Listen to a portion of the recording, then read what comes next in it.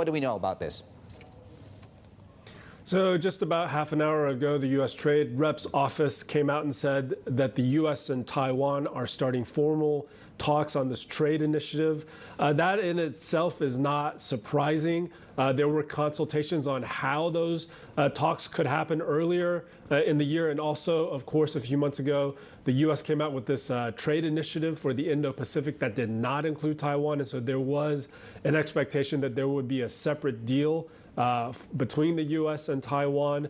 Obviously, the risk here is with Speaker Pelosi's visit, with senators visiting over the weekend. There is this increased tension, and so this adds another sort of point to a very prickly situation. And so the tensions, the risk is that tensions could rise even further.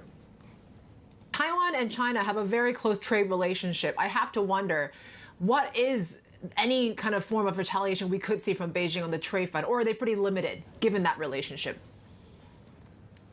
I mean, this is all a question of magnitude. If the situation gets dire enough, Beijing has, continued to say it is not taking the possibility of a military intervention off the table. So that would be the most extreme outcome in this scenario.